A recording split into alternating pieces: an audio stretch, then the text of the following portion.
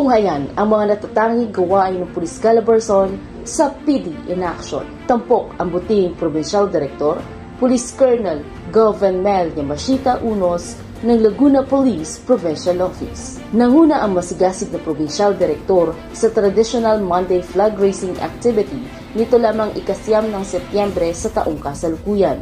Naganap din ang turnover ng 43 inches Android television para sa mga mag-aaral ng Laguna Police Provincial Office Daycare Center na dinonate ng Laguna Police Provincial Office sa pamumuno ng butihing Provincial Director Police Colonel Mel Yamashita Unos. At ito ay tinanggap ng guro na si Ma'am Helen Bilolo, kasama sina Mrs. Angelique Enhog, Presidente ng Samahan ng mga Magulang ng Laguna Police Provincial Office Child Development Center at NUP Christian Mariano. Nagpapasalamat naman ang kinatawan ng Laguna Police Provincial Office Daycare Center sa butihing Provincial Director. Samantala, nito lamang ika-11 ng Setyembre sa taong kasalukuyan, pinangunahan ng Provincial Director ang turnover of office sa Paete na ginanap sa Paete Municipal Police Station.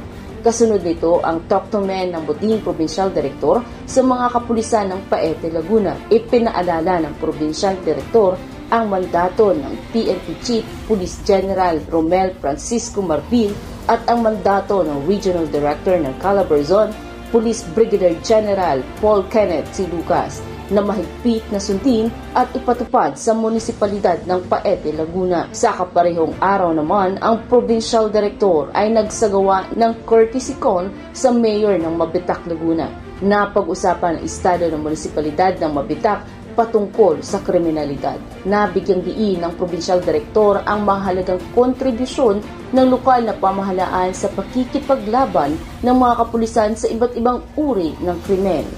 Matagumpay namang idinaos ang ceremonial signing of Memorandum of Understanding and Declaration of Stable Internal Peace and Security ng Lumban, Laguna.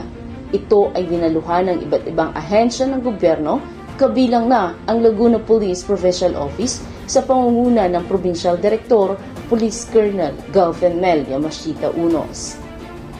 Sa ika-12 ng Setyembre sa taong kasalukuyan, ang Provincial Director ay dumalo at nagpakita ng suporta sa ginanap na bloodletting activity na inorganisa ng Civil Service Commission, katuwang ang Laguna Provincial Office at Red Cross Laguna Chapter na may temang Dugtong Buhay, Handog ng Lingkod Bayan, kaugnay sa 124 na anibersaryo ng Serbisyo Sibil na ginanap sa Cultural Center ng Laguna Provincial Capitol Compound, Santa Cruz, Laguna. Nakiisa sa programa ang BFP Calabarzon, BJMP Calabarzon, PNP Calabarzon, Water District at mga kawani ng local government unit ng Laguna. Sa kabuuan, tinatayang nasa 400 ang nakilahok sa programa at nasa 273 na individual ang matagumpay na nag-donate ng dugo. Dumako naman tayo sa anti-criminality accomplishment ng Laguna Police Provincial Office.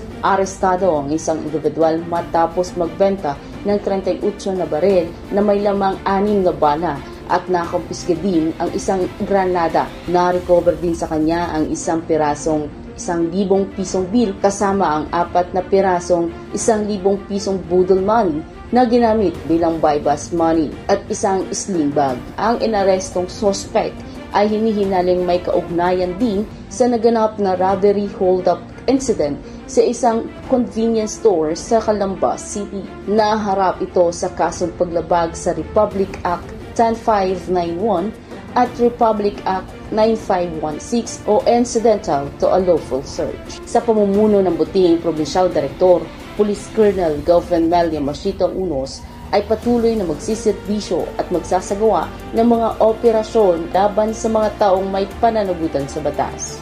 Dahil dito sa bagong Pilipinas, ang gusto ng pulis